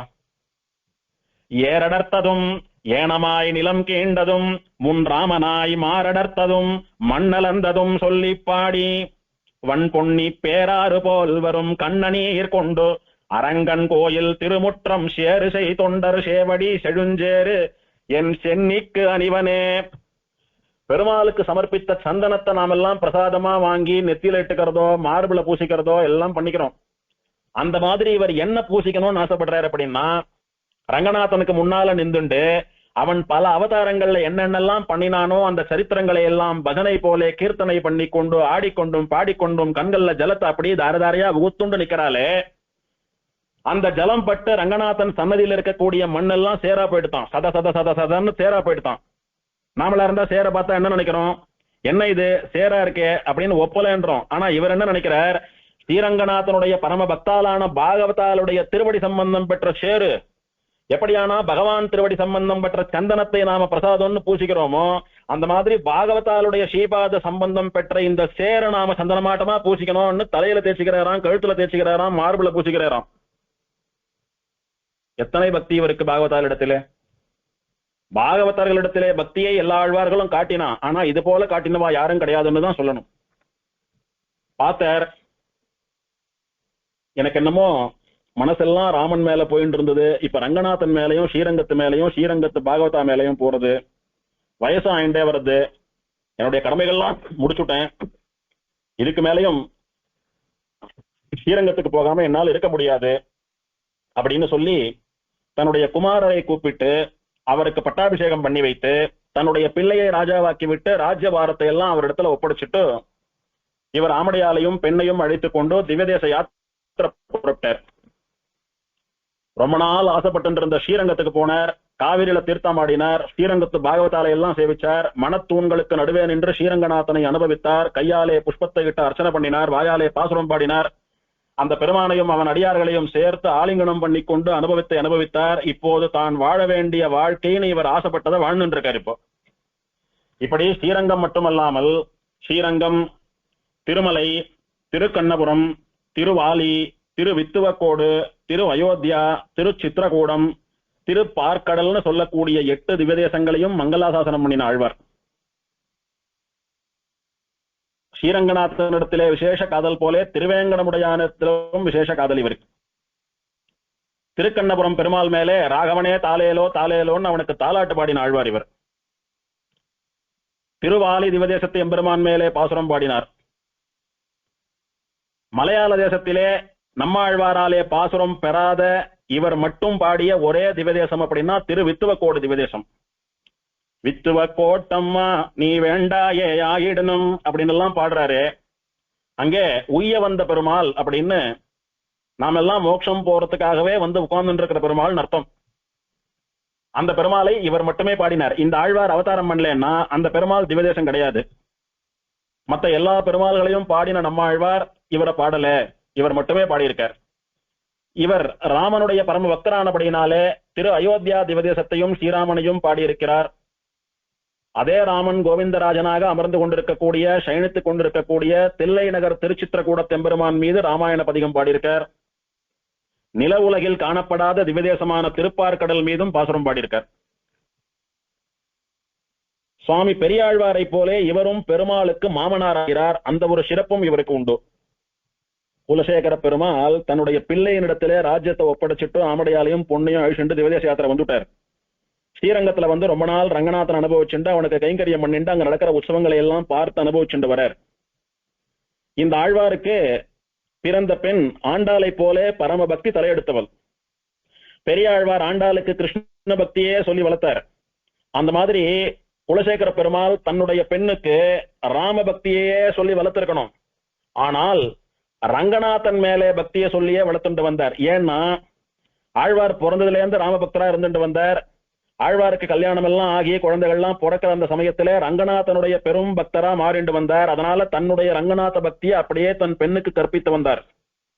இது என்ன ஆயிடுச்சுன்னா, ஆண்டாள் எப்படி கல்யாணம் பண்ணிண்டா பெருமாளைத்தான் கல்யாணம் பண்ணிப்பேன், வேறு யாரையும் கல்யாணம் பண்ணிக்க மாட்டேன், மானிடவர்க்கென்று பேச்சுப்படில் வாழகில்லேன் கண்டாய் மன்மதனேன்னு சொன்னாலோ, அந்த மாதிரி ரங்கநாதனையே கல்யாணம் பண்ணிக்கொள்வேன்னு சொல்லக்கூடிய அளவுக்கு ஆண்டாளை போலே இவளுடைய பக்தியும் தலைப்பட்டு விட்டது. அதனால இவ கல்யாணம் பண்ணிண்டா ரங்கநாதனை தான் வாழ்ந்துட்டு வந்தா. அதுக்கேத்த மாதிரி அவளை ஸ்ரீரங்கத்துக்கு அழைச்சிட்டு போனார். இத்தனை நாள் ஆழ்வாரை போலே இவளும் இருந்த இடத்துல இருந்தே அனுபவிச்சுட்டு இருந்தா ரங்கநாதனை. இப்போ நேர சேவித்தா, என்னைக்கு அந்த ரங்கநாதனுடைய கண்ணழகிலே தன்னை இழந்தாலோ பண்ணிண்டா இவனைத்தான் கல்யாணம் பண்ணிப்பேன், வேற பெருமாளாகவே இருந்தாலும் எந்த பெருமாளையும் கல்யாணம் பண்ணிக்க மாட்டேன்ற முடிவுக்கு வந்துட்டா. பெரிய பெருமாளுடைய கண்ணழகு அவளை ஈர்த்தது. நம்பெருமாளுடைய சௌகுமாரியம், நம்பெருமாளுடைய சோபை, நம்பெருமாளுடைய அழகிய மணவாளன்னு சொல்லக்கூடிய புது மாப்பிள்ளை மிடுக்கு அவள் அப்படியே ஈர்த்தது. கல்யாணம் பண்ணிண்டா இந்த ரங்கநாதனை இந்த நம்பெருமாளை தான்ற முடிவுக்கு வந்துட்டா. அவளுக்கு சேர குலவல்லின்னு பேரு. சேர குலவல்லின்னா சேரர் குலத்துக்கு ஒரு கற்பக கொடி போன்றவள். எப்படி இவர் குலசேகரரோ அந்த மாதிரி இவள் குலசேகர வல்லி அல்லது சேர குலவல்லி. குலசேகர ஆழ்வாருடைய பெண் அவள். அவள் ரங்கநாதனுக்கு நடக்கிற உற்சவங்களை எல்லாம் பார்த்துட்டு வந்தா. ஸ்ரீரங்கம் சேர்த்தி உற்சவத்தை பார்த்தா. என்னைக்கு இந்த பங்குனி உத்திரத்தன்னைக்கு பெருமாளுடைய கைப்பிடித்து அவனோட சேர்த்து சேவையில உட்கார்ந்துட்டு சேவை சாதிக்கிற ஸ்ரீரங்கநாச்சியார போல நாமும் அவன் கைப்பிடித்து அவன் பக்கத்துல உட்கார்ந்து ராஜ்யம் பண்ணுவோம் அப்படின்னு ஆசைப்பட்டா. கோயில் ஸ்ரீராமநவமின்னு சொல்லக்கூடிய சித்திர மாசம் வரக்கூடியதான ஸ்ரீராமநவமி அன்னைக்கு எம்பெருமான் ஸ்ரீரங்கநாதன் அழகிய மணவாளன் சுவாமி நம்பெருமாள் குலசேகர ஆழ்வாரினுடைய பெண்ணான சேரகுலவள்ளி நாச்சியாரை திருமணம் செய்து கொண்டான். இன்னைக்கும் கோயில் ஸ்ரீராமநவமி அன்னைக்கு ஸ்ரீரங்கத்திலே பிரணவாகார விமான பிராகாரத்திலே இருக்கக்கூடிய அர்ஜுனன் மண்டபத்தில் ஸ்ரீராமநவமி அன்னைக்கு கார்த்தால சேரகுலவள்ளி நாச்சியாரும் நம்பெருமாளும் ஏக ஆசனத்திலே சேவை சாதிக்கக்கூடியதை சேவிக்கலாம். வருஷத்துக்கு ஒரு நாள் கார்த்தால ஒரு 10 மணிக்கு ஆரம்பித்து சேரகுலவள்ளி நாச்சியாருக்கும் நம்பெருமாளுக்கும் ஏக ஆசனத்துல திருமஞ்சனம் நடக்கும். பெரிய திருமஞ்சனம் விசேஷமா நடக்கும். 2-3 மணி நேரம் ஆகும் திருமஞ்சனம். மத்தியானம் ஒரு 3-3:30 மணிக்கு சேரகுலவள்ளி நாச்சியாரும் நம்பெருமாளும் சேர்த்தி சேவை சாதிப்பா. எப்படியானா பங்குனி உத்திரத்தன்னைக்கு ஸ்ரீரங்க நாச்சியார் சேர்த்தியோ, பங்குனி ஆயில்யத்தன்னைக்கு உறையூர் கமலவள்ளி நாச்சியார் சேர்த்தியோ, அதுபோல கோயில் ஸ்ரீராமநவமி அன்னைக்கு சேரகுலவள்ளி நாச்சியார் சேர்த்தியிலே சேவை சாதிப்பர் சுவாமி நம்பெருமாள். ஒரு வருஷமும் அங்க போனா சேரகுலவள்ளி நாச்சியாரையும் நம்பெருமாளையும் சேர்த்தி கோலத்துல சேவிக்கலாம். அப்படி ஆண்டாள் பெருமாளை அடைந்தது போல சேரகுலவள்ளி நாச்சியாரும் ஸ்ரீரங்கநாதனையே அடைந்தால். இவளுக்கு சன்னதியும் இருக்கிறது ஸ்ரீரங்கத்திலே. அர்ஜுனன் மண்டபத்தினுடைய இடது பக்கம் கோடியில உற்சவராக சேரகுலவள்ளி நாச்சியார் மட்டும் எழுந்தருளி இருக்கக்கூடிய சன்னதி உண்டு. அந்த சன்னதிக்கு பக்கத்துல இருக்கக்கூடியதுதான் அர்ஜுனன் மண்டபம். அங்க வந்துதான் பெருமாள் தாயாருடைய திருக்கரம் பற்றி சேர்த்து சேவை சாதிக்கிறார் வருஷத்துக்கு ஒரு நாள். இப்படி ஸ்வசுரம் ரங்கநாதஸ்யான்னு சொன்னது போல பெரியாழ்வாரை இவரும் ரங்கநாதனுக்கு ஸ்வசுரர் மாமனாரானார். பெரியாழ்வார் போலே ரங்கநாதனுக்கு தன்னுடைய பெண்ணை கொடுத்தவர் இவர். இந்த ஆழ்வாருக்கு திருவேங்கடமுடையானிடத்துல தீராத காதல். திருவேங்கட மலையில நான் மரமாக பிறக்க வேண்டும், குளமாக பிறக்க வேண்டும், குளத்திலே மீனாக பிறக்க வேண்டும், அருவி நீராக பிறக்க வேண்டும், ஒரு தூணாக பிறக்க வேண்டும், எல்லாத்துக்கும் மேல திருவேங்கடமுடையானுக்கு முன்னாலே அவன் அடியவர்கள் எல்லாம் கால வைத்து மிரித்து சேவிக்கக்கூடிய படியாக பிறக்க வேண்டும்னு பிரார்த்திச்சார். அதன்படி எம்பெருமான் இவருக்கு அப்படியே அனுகிரகம் பண்ணினான். அதுல இருந்து எல்லா திருக்கோவில்களிலும் பெருமாளுக்கு முன்னாலே இருக்கக்கூடிய படிக்கு குலசேகர படின்னு பேரு. பிரதானமா இவர் திருமலையில தான் இவர் படியா இருந்து பெருமாளை சேவிக்கணும்னு ஆசைப்பட்டார். செடியாயவல் வினைகள் தீர்க்கும் திருமாலே நெடியானே வேங்கடவா நின் கோயிலின் வாசல் அடியாரும் வானவரும் அரம்பயரும் கிடந்தியங்கும் படியாய் கிடந்து உன் பவளவாய் காண்பேனே. தேவர்கள்லேருந்து தேவ மாதர்கள்லேருந்து ரிஷிகள்லேருந்து மனுஷா வரைக்கும் எல்லாரும் வந்து திருவேங்கடமுடியான சேவிக்கிறாளாம். அவள்லாம் வந்து நின்றுண்டு சேவிக்கும்படியான அந்த படியாக நான் இருக்க மாட்டேனா, எதனால படியா இருக்கணும்ன்றார்? அது மாதிரி நானும் சேவிக்கணும்னு ஆசைப்பட்டா பரவாயில்லையே, ஏன் படியா இருக்கணும்? படியாக இருந்தால் பெருமாள் பக்கத்திலே இருந்துருக்கார். சேவிக்கிற சேவார்த்திகளாவது பகல்ல மட்டும்தான் பெருமாளை சேவிக்கிறா.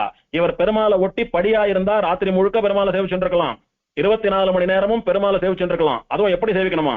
பெருமாளுடைய பவள வாய். சுவாமி திருவேங்கடமுடியான சேவிக்கிறதே 100 அடி தூரத்துல இருந்து சேவிக்கிறோம், பவள வாயை எங்க சேவிக்கிறது?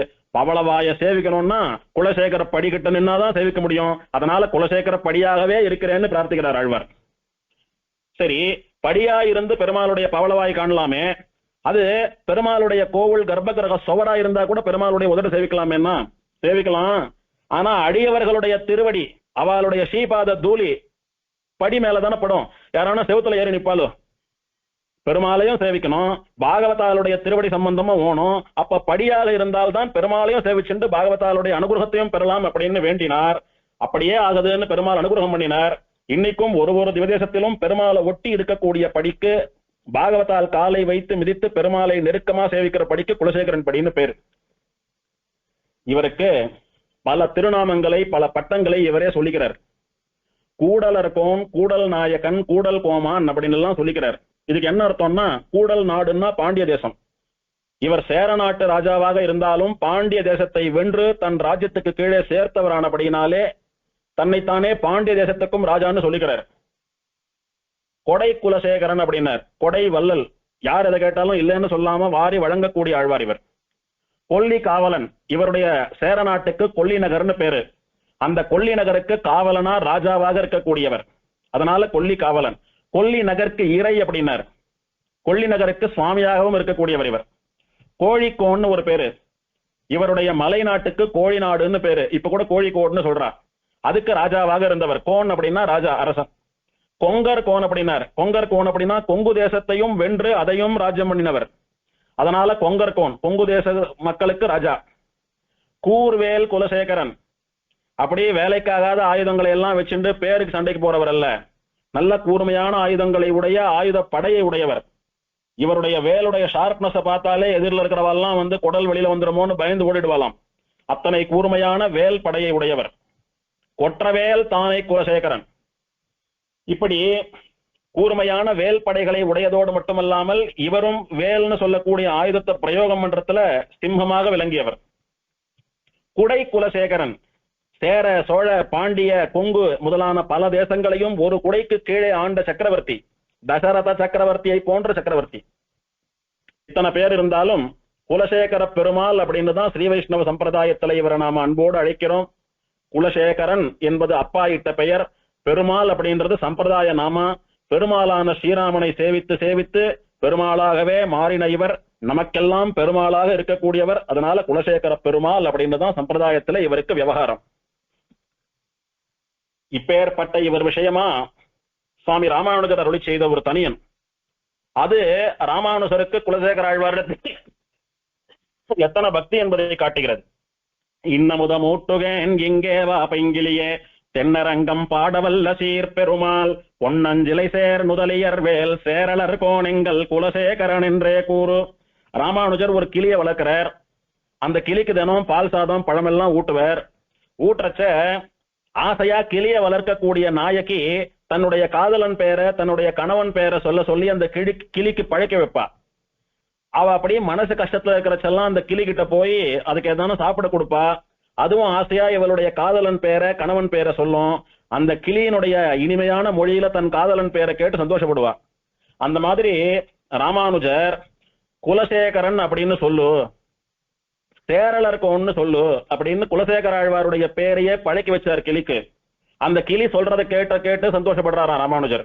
அப்ப சொல்றச்ச தென்னரங்கம் பாடவல்ல சீர்பெருமாள், ஸ்ரீரங்கத்தை பாடக்கூடிய சக்தி படைத்த ஒரே ஆழ்வார் அப்படின்னா ஸ்ரீரங்கநாதனுடைய முழு அனுபவம் இவருக்குத்தான் வரும். அப்பேற்பட்டவருடைய பேரை நீ சொல்லு, அதை கேட்டு நான் சந்தோஷப்படணும்னு கிளியை பழக்க வைக்கிறார் ராமானுஜர். அத்தனை தூரம் ராமானுஜருடைய மனசிலே கொள்ளை கொண்ட ஆழ்வார் இந்த ஆழ்வார். அந்த பாட்டுல சொல்றச்ச ராமானுஜர் தென்னரங்கம் பாடவல்ல சீர் பெருமாள் அப்படின்னு சொன்னார். அதனால இவருக்கு குலசேகர ஆழ்வார்ன்றதை விட குலசேகர பெருமாள் அப்படின்ற பட்டமே சிறந்ததாக இருக்கிறது. இவருடைய பிரபந்தங்கள்னு பார்த்தா தமிழில பெருமாள் திருமொழி அப்படின்னு சொல்லக்கூடிய 105 பாசுரங்களை பாடியிருக்கார். சம்ஸ்கிருதத்திலே முகுந்தமாலான்னு சொல்லக்கூடிய 40 ஸ்லோகங்கள் பண்ணியிருக்கார். இதுக்கு பெருமாள் திருமொழின்னு பேரு இவர் பாடின தமிழ் பிரபந்தத்துக்கு. குலசேகர பெருமாள் பாடின திருமொழி பெருமாள் திருமொழி, அல்லது பெருமாளான ஸ்ரீராமன் மீது பாடப்பட்ட திருமொழி பெருமாள் திருமொழின்னு 2 விதமான அனுபவங்கள் இருக்கு. இந்த குலசேகர பெருமாள் பெருமாள் திருமொழியில என்ன சொல்லி இருக்கார் அப்படின்னா, முதல் திருமொழியினாலே ஸ்ரீரங்கத்தையும் ஸ்ரீரங்கநாதனுடைய அடியவர்களையும் சேவிக்கக்கூடியதான பாக்கியம் தனக்கு என்னைக்கு கிடைக்குமோ அப்படின்னு ஏங்கி இருக்கக்கூடிய இவருடைய ஏக்கம் தெரிகிறது. 2ஆம் திருமொழின்னு சொல்லக்கூடிய அடுத்த 10 பாசுரங்கள்ல ஸ்ரீரங்கநாதனோடு கூட அவனுடைய பாகவதர்களுக்கும் கூட தான் கைங்கரியம் பண்ண வேணும் அப்படின்னு இவர் பட்ட ஆசை தெரிகிறது. 3ஆம் திருவாய்மொழியில தான் போய் சேர வேண்டிய இடம் ஸ்ரீரங்கம் தான், தான் அடிமை பண்ண வேண்டுவது ரங்கநாதனுக்கும் ஸ்ரீரங்க வாசிகளான பாகவதாலுக்குமே அப்படின்னு தெரிஞ்சுட்டோம். தான் ஏன் இன்னும் அங்க போகாம இங்க இருக்கோம், எது நம்மளை தடுக்கிறது அப்படின்னா தனக்கு இருக்கக்கூடிய லௌகீக சம்பந்தம், இந்த ராஜ்யபாரம், குடும்ப பொறுப்பு இதெல்லாம் தன்னை விட்டு விலகணும் அப்படின்னு பிரார்த்திக்கிறார் 3வது பத்துல. 4வது பதிகத்திலே திருவேங்கடமுடையான் மீதான காதல் அனுபவம் தலைக்கெடுத்து இப்பவே திருவேங்கடமலைக்கு போனோம், ஆனா திருவேங்கடமலையை விட்டு திரும்ப வந்துடக்கூடாது, திருவேங்கடமலையிலேயே ஏதான ஒரு பாகமா அமைந்து போய்விட வேணும், மாறிவிட வேணும். திருவேங்கடமலையிலே பெருமாளுடைய சுவாமி புஷ்கரணியில கொக்கா பிறப்பேனோ, இல்ல பெருமாளுடைய சுனையில மீனா பிறப்பேனோ, இல்ல பெருமாள் வெத்தலைப்பாக்கு போட்டு துப்பக்கூடிய அந்த வட்டிலாக இருப்பேனோ, அல்லது அந்த வட்டிலை பிடிக்கக்கூடிய கைங்கரியத்தை நான் செய்வேனோ, அல்லது திருவேங்கடமுடையானுடைய மலையிலே செண்பக மரமாக இருப்பேனோ, அல்லது திருவேங்கட மலையிலே ஒரு காட்டு அருவியாக போவேனோ, எல்லாத்துக்கும் மேல பெருமாளுடைய திருப்பவள வாயை சேவிக்கக்கூடிய அவன் சன்னதி படியாக பிறக்க மாட்டேனோ, இதெல்லாம் ஒன்னொன்னா சொல்லிட்டு வந்தார். உம் இஷ்டத்துக்கு எல்லாம் நடக்கிற மாதிரி இருந்தா அப்புறம் நான் எதுக்கு பெருமாள் அப்படின்னு பெருமாள் கேட்டார். உடனே மனுஷுடோ என்னுடைய ஆசையை தெரிவித்தேன், எம்பெருமான் பொன்மலை மேல் ஏதேனும் ஆவேனே, உன்னுடைய மலையில ஏதானும் ஒன்னு ஆனோன்னு என்னுடைய ஆசை, என்னவா என்ன வச்சிருக்கணும்னு நினைக்கிறையோ அப்படி வச்சுக்கோன்னு சொல்லி சரணாகதி பண்ணிவிட்டார். அப்படி 4வது திருமொழியிலே திருவேங்கடமுடையானுடைய அனுபவம், திருமலை அனுபவம். திருவேங்கட மலையை இவர் அனுபவிச்சது போல எந்த ஆழ்வாரும் அனுபவிக்கல. 5ஆம் திருமொழியிலே பகவானை தவிர நம்முடைய கஷ்டங்களை எல்லாம் தீர்க்கிறவா ஒருத்தரும் கிடையாது அப்படின்னு உலகத்துக்கு உபதேசம் பண்றார். 6ஆம் திருமொழியிலே கண்ணன் மேலே தீராத காதலோடு கூட இருந்த கோபிகைகள் கண்ணனை எப்படி அனுபவிச்சார்களோ அந்த கிருஷ்ணானுபவத்தை, கோபிகா அனுபவத்தை பாடுறார். 7ஆம் திருமொழியிலே யசோத பிராட்டியை போலே தான் பகவானுக்கு பணிவிடைகள்லாம் பண்ணி அவனை அனுபவிக்கலையே, அவனை வளர்க்கலையே அப்படின்னு தேவகி பிராட்டி புலம்பிய புலம்பலை பாடுகிறார். கண்ணனை பெத்தவ தேவகி பிராட்டி தானே, அவதானே அவளுக்கு எல்லாம் பண்ணிருக்கணும். ஆனா யசோத பிராட்டின்னா அதெல்லாம் பண்ணக்கூடிய பாக்கியத்தை அடைஞ்சா, தனக்கு அது கிடைக்கலையேன்னு தேவகி பிராட்டி புலம்புறாலாம். அவ ஸ்தானத்துல இருந்து அவளை போல எனக்கும் கிடைக்கலையேன்னு குலசேகர பெருமாள் புலம்பக்கூடிய பதிகம் இது. 8ஆம் திருமொழியிலே சக்கரவர்த்தி திருமகன் விஷயமா தாலாட்டு பாடுறார். ராகவனே தாலேலோன்னு ராமனை தொட்டிலே இட்டு சயனிக்க பண்ண வேணும்னு ஆசை இருக்கு. அந்த ராமன் இப்ப எங்க இருக்கான் அப்படின்னா திருக்கண்ணபுரத்துல இருக்கான். அதனால திருக்கண்ணபுரத்திலே இருக்கக்கூடிய ராமன் விஷயமாக ராகவனே தாலேலோன்னு தாலாட்டு பாடினார். இன்னைக்கும் திருவள்ளூர் வைத்திய வீரராகவன் சன்னதியில ராத்திரி பெருமாள் மன்ஷம்னு சொல்லி சயனத்துல சயனிச்சுக்கிறச்ச நன்னா பாட தெரிந்த பாகவதாயரான இருந்தாலானா இந்த பதிகத்த ராகத்தோடு கூட பாடினா அதை கேட்டுண்டே பெருமாள் ஆச்சரியமா தூங்குவர். இப்படி தாலாட்டு பாடினார். 9ஆம் திருமொழியிலே தேவையில்லாம கைகேயிக்கு ஒரு வரம் கொடுத்து அவள் கேட்டுண்டான்றதுக்காக தெய்வத்தையே காட்டுக்கு அனுப்பிட்டோமே அப்படின்னு தசரதன் புலம்பி புலம்பி பிராணனை விட்டான் பாருங்க. அந்த தசரதனுடைய புலம்பலை எல்லாம் புலம்பி தீர்த்திருக்கார். கடைசியா 10ஆம் திருமொழியிலே ஸ்ரீமத் ராமாயணம் முழுக்க ஒரே ஒரு பதிகத்தினால சொல்லிட்டார். தசரதனுடைய பிள்ளையா பிறந்ததுல இருந்து கடைசியா சரையூ நதியில இறங்கி ஸ்ரீவைகுண்டம் போன வரைக்கும் மொத்த ஸ்ரீமத் ராமாயண ராமாவதார விருத்தாந்தங்களையும் ஒரே பதிகத்துல சொல்லிட்டார். இப்படி ஆச்சரியமான பெருமாள் திருமொழி நடை விளங்கு தமிழ் மாலை அப்படின்னு இந்த ஆழ்வாராலேயே கொண்டாடப்பட்டது. அப்படின்னா பெருமாள் திருமொழிக்கு வியாக்கியானம் படிச்சுதான் அர்த்தம் தெரிஞ்சுக்கணும்னு இல்ல, தானாவே புரியும். நல் இசை தமிழ் மாலை, இசையோட கூட பாடி அனுபவிப்பதற்கும் ஆச்சரியமான பாசுரங்கள் அப்படின்னு ஆழ்வாரே சொல்றார். அத்தனை இனிமையானவை பெருமாள் திருமொழி பாசுரங்கள். சம்ஸ்கிருதத்திலே அமைந்த முகுந்தமாலான்னு சொல்லக்கூடிய 40 ஸ்லோகங்களும் ஆச்சரியமா பகவத் பக்தியை வளர பண்ணுபவை. அதுல உதாரணத்துக்கு ஒரே ஸ்லோகம் பார்க்கலாம். அதுல என்ன சொல்றாரு அப்படின்னா, தானும் தன்னுடைய சரீரமும் தன்னுடைய உடல் உறுப்புகளும் எல்லாமே பெருமாள் மேல பக்தி பண்றதுக்காகத்தான் பெருமாள் படைச்சிருக்கான்னு சொல்றார். இதுதான் கரண கலேபரங்களோடு இருக்கக்கூடிய ஒரு மனுஷனும் தெரிஞ்சுக்க வேண்டியதான ரகசியம். ஜிஹ்வே கீர்த்தய கேசவம், என்னுடைய நாக்கே எதுக்கு பெருமாள் உன்னை படைச்சான்? அவன் பேரை சொல்றதுக்காக படைச்சான். ஹே நாக்கே, கேசவனான பெருமாளுடைய பெயர்களை பாடு. சேதோபஜ ஸ்ரீதரம், என் மனசே பெருமாளை வணங்கு. ஸ்ரீதரனா லட்சுமிபதியா இருக்கக்கூடிய அவனை வணங்கு. பாணித்வந்த்வ சமர்ச்சய, என்னுடைய 2 கைகளை பெருமாளை அர்ச்சனை பண்ணுங்கள், பெருமாளை பார்த்து கை கூப்புங்கள்.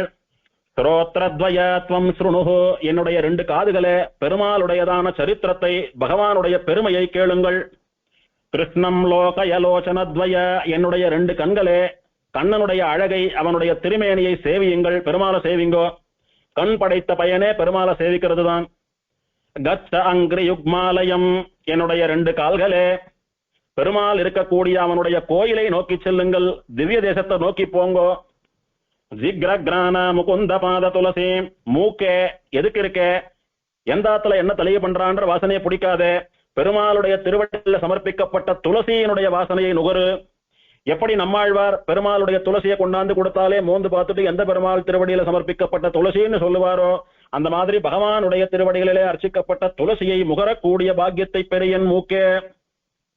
மூர்தன் நம அதோக்ஷஜம், ஹே தலையே பெருமாளை அப்படியே சாஷ்டாங்கமா விழுந்து வணங்கு அப்படின்னு உடல் பொருள் ஆவி அனைத்தும் பெருமாள் விஷயமாகவே அர்ப்பணமாக வேண்டும் என்பதை தெளிவா ஒரு ஸ்லோகத்தினாலேயே காட்டி கொடுத்தார். இந்த 40 ஸ்லோகங்களுக்கும் இதுவே ஹிருதயம்னு சொன்னாலும் தப்பில்லை. அப்படி ஆச்சரியமா தமிழிலும் சம்ஸ்கிருதத்திலும் பிரபந்தம் பாடின ஒரே ஆழ்வார் இந்த ஆழ்வார் தான். இப்பேற்பட்ட பெருமையை உடைய குலசேகர பெருமாள் திருநெல்வேலிக்கு அருகே வேதபுரி அப்படின்னு பழங்காலத்திலே வழங்கப்பட்ட ராஜேந்திர விண்ணகரம் அப்படின்னு ராஜாக்கள் காலத்திலே வழங்கப்பட்ட, தற்போது மன்னார் கோவில் என்று வழங்கப்படுகிறதான ஒரு ஆச்சரியமான கஷேத்திரத்திலே தாமிரபரணி நதிக்கும் கடனா நதின்னு சொல்லக்கூடிய கருணையாற்றுக்கும் இடையே பெருமாள் வேத நாராயணனா சயனிச்சென்று சேவை சாதிக்கிறார். அங்கே திருக்கூடலை போலவும் உத்தரமேரூரை போலவும் 3 நிலைகளிலே ஆன சன்னதி பெருமாளுக்கு. அங்க பெருமாள் நின்று இருந்து அமர்ந்த கோலத்திலே 3 கோலத்துல சேவை சாதிக்கிறார். ஒரு பெருமாள் சயனிச்சென்றிருக்கார், ஒரு பெருமாள் உட்கார்ந்து இருக்கார், ஒரு பெருமாள் நின்று இருக்கார். அங்கே சயனிச்சென்றிருக்கிற பெருமாளுக்கு வேதநாராயண சுவாமின்னு திருநாமம். அந்த பெருமாள் பக்கத்துல உபயநாச்சிமார்கள் வேதவல்லின்னு ஸ்ரீதேவியும் புவனவல்லின்னு பூமி தேவியும் உட்கார்ந்துட்டு பெருமாளுக்கு சுசுரூஷ பண்றா. ஆச்சரியமான வர்ண கலாப திருமேனி, சாட்சாத்தா பெருமாள் நம்ம பக்கத்திலேயே பிராட்டிமார்களோட சயனிச்சென்றிருக்கிறது போல சேவை. நிறைய வேதாத்தியனம் பண்ணின பிராமணோத்தமர்கள் வாழ்ந்த ஊரானபடியினாலே வேதபுரின்னு பேர் அதற்கு. அங்கு போனார். அந்த பெருமாள் ஆழ்வாருடைய கண்களுக்கு சாட்சாத் ஸ்ரீரங்கநாதனாவே சேவை கொடுத்தான். மூலவருக்கு வேதநாராயணன்னு திருநாமம், உற்சவருக்கு ராஜகோபாலன்னு திருநாமம். மன்னார் குடிய போல இது மன்னார் கோவில். மன்னார் அப்படின்னா மன்னனார் அப்படின்றதுடைய சுருக்கம். கண்ணன் ராஜாவா இருந்து ராஜ்யம் பண்ணினானோ இல்லையோ, அவனுக்கு செல்ல பேர் மன்னனார். துவரை மன்னன், துவரையார் கோன், துவராபதி மன்னன் அப்படின்னு சொல்றது போல மன்னனார் அப்படின்றது சுருக்கமா மன்னார். ராஜ மன்னார் அப்படின்னா ராஜாவாக இருக்கக்கூடிய மன்னனார். ராஜாக்களுக்கெல்லாம் ராஜா யாரு? சாட்சாத் எம்பெருமான் கண்ணன். குடி அப்படின்னா கோயில் அப்படின்னு தெலுங்குல பேரு. அந்த மாதிரி மன்னார்குடி மன்னார் கோவில் ரெண்டும் ஒரே அர்த்தம் தான். ராஜ மன்னார்குடின்னு சொல்றது மன்னார்குடி ராஜகோபாலன் சன்னதி, மன்னார் கோவில்னு சொல்றது இந்த வேதநாராயணன் ராஜகோபாலன் சன்னதி. இந்த கஷேத்திரத்துக்கு ஆழ்வார் கடைசியா வந்தார். படுத்துட்டு இருக்கிற பெருமாளை பார்த்தா ஸ்ரீரங்கநாத நாட்டமாவே சேவை சாதிச்சான். இனி ஸ்ரீரங்கம் போக முடியாது, வைகுண்டம் போகக்கூடிய சமயம் வந்துடுத்து அப்படின்னு தெரிஞ்சுட்டு இருந்த இந்த ஆழ்வார் இந்த எம்பெருமானை பிராட்டிய நன்னா அனுபவிச்சு சேவிச்சுட்டு இருந்து அங்கிருந்தே ஸ்ரீவைகுண்டத்துக்கு போய் சேர்ந்தார் ஆழ்வார். ஆழ்வார் பரம்பதி சுட்டார். எப்படி பெருமாளுடைய ஹிருதயத்திலே இருக்கக்கூடிய கௌஸ்துபரத்தனமான தான் வந்து குலசேகர பெருமாளா பிறந்தாரோ, குலசேகர பெருமாளா பிறந்து திவ்ய பிரபந்தம் எல்லாம் பாடி இவ்வுலக வாழ்க்கை முடிந்த பின்னே தன்னுடைய லோகமான ஸ்ரீவைகுண்டத்துக்கு போய் தன்னுடைய ஸ்தானமான பெருமாளுடைய மார்பிலே ஏறி அமர்ந்து முன் போலவே பெருமாளுடைய ஹிருதயத்தோட கூட சங்கமித்து விட்டார் ஆழ்வார். இவருடைய திருநட்சத்திரத்தினுடைய பெருமையை மணவாள மாமணிகள் காட்டுறார். மாசி புனர்பூசம் காண்மின் என்ற மண்ணுலகீர் தேசு இத்திவசத்துக்கு ஏது எண்ணில் பேசுகின்றேன் கொல்லி நகர்கோன் குலசேகரன் பிறப்பால் நல்லவர்கள் கொண்டாடும் நாள். ஹே ஜனங்களே, இன்னைக்கு மாசி புனர்பூசம். இந்த திவசத்துக்கு இந்த நாளுக்கு என்ன பெருமைன்னு சொல்றேன் கேக்குறீங்களா? கொல்லி நகருக்கு ராஜாவாக இருக்கக்கூடிய குலசேகர ஆழ்வார் வந்து அவதாரம் பண்ணபடியினாலே இந்த ஆழ்வார் நமக்காக தான் பிறந்தார் அப்படின்னு சொல்லி நல்லவாள்லாம் கொண்டாடக்கூடிய நாள் இது. எப்படியானா ஸ்ரீராமநவமி, ஸ்ரீ ஜெயந்தி, நிருசிம்ம ஜெயந்தி எல்லாம் பெருமாள் நமக்காக வந்து அவதாரம் பண்ணின நாள் அப்படின்னு பாகவதா நல்லவாள்லாம் கொண்டாடுறாலோ, அந்த மாதிரி குலசேகர ஆழ்வார் பிறந்த நாளையும் நமக்கு பக்தின்னா என்ன, பாகவதாளுடைய பக்தின்னா என்ன, பகவத் கைங்கரியம்னா என்ன, பாசுரம் எப்படி பாடணும், பெருமாளை எப்படி அனுபவிக்கணும், பாகவதால் இடத்துல எப்படி பணிவா நடந்துக்கணும் அப்படின்றதையெல்லாம் சொல்லி கொடுக்கறதுக்காகவே அவதாரம் பண்ணின குலசேகர ஆழ்வார் பிறந்த நாள் இந்த மாசி புனர்பூசம் அப்படின்னு சரணாகதா, ஸ்ரீ வைஷ்ணவா, பாகவதா, நல்லவா எல்லாரும் கொண்டாடக்கூடிய நாள் இந்த நாள். அதனால ஒரு ஸ்ரீராமநவமியை போல இந்த மாசி புனர்பூசத்தையும் கொண்டாடலாம் வாங்கோன்னு மாமணிகள் கூப்பிடுறார். கடைசியா இந்த ஆழ்வாருடையதான வாழி திருநாமத்தை சொல்லி அடியன் முடிச்சுக்கிறேன். அஞ்சனமா மலை பிறவி சிந்திப்போன் வாழியே, அருள் மாசி புனர்பூசத் தவதரித்தோன் வாழியே, அஞ்சுடர் சூழ் திருமணத்தோன் அடைந்த பிரான் வாழியே, அணியரங்கன் அடியார்க்கே ஆட்பட்டான் வாழியே, செஞ்சாலி மிகு வஞ்சி நகர் வந்தான் வாழியே, திருமொழி 105 செய்யுள் செப்பினான் வாழியே, வஞ்சமர அடியார்க்காய் சபதமிட்டான் வாழியே, வஞ்சியர்கோன் மலர்பதங்கள் மாநிலத்தில் வாழியே. இந்த சுவாமியினிடத்துல, இந்த குலசேகர பெருமாள் இடத்துல சுவாமி தேசிகன் பிரார்த்திக்கிறார். குலசேகர பெருமாளே, உங்களை போல ஸ்ரீரங்கநாதன் முதலான எம்பெருமான்களிடத்திலே எங்களுக்கு பக்தி ஏற்பட வேணும். உங்களாட்டமா பாகவதாளிடத்திலே எங்களுக்கு பரம பக்தி எடுக்க வேணும். நீங்க அருளி செய்த பெருமாள் திருமொழின்னு சொல்லக்கூடிய பிரபந்தம் எங்களுக்கு நன்னா மனசுல பதியணும். அந்த பெருமாள் திருமொழியிலே சொல்லப்பட்ட விசேஷார்த்தங்கள்லாம் எங்களுக்கு புரியணும். அந்த பெருமாள் திருமொழியிலே சொல்லப்பட்ட நிஷ்டை, பகவத் பக்தி, பாகவத பக்தி இதெல்லாம் எங்களுக்கு அப்படி பிராக்டிஸ்ல வரணும். இதற்கு நீங்க தான் எங்களுக்கு அனுகிரகம் பண்ணணும்னு சொல்லி குலசேகர பெருமாளையே பிரார்த்திக்கிறார் சுவாமி தேசிகன். பொன்புரையும் வேல் குலசேகரனே, மாசி புனர்பூசத்து எழில் வஞ்சி களத்து தோன்றி, அன்புடனே நம்பெருமாள் செம்பற்கோயில் அனைத்துலகின் பெருவாழ்வும் அடியார் தங்கள் இன்பமிகு பெருங்குழுவும் காண, மண்மேல் இருளிரிய என்றெடுத்த இசையில் சொன்ன நன்பொருள் சேர் திருமொழி 105 பாட்டும் நன்றாக எனக்கருள் செய் நல்கினியே அப்படின்னு சுவாமி தேசிகனை போலே நாமும் குலசேகர பெருமாளை பிரார்த்தித்துக் கொள்ளுவோம். குலசேகர பெருமாள் திருவடிகளே சரணம். சீரார் தூப்புள் திருவேங்கடமுடையான் திருவடிகளே சரணம்.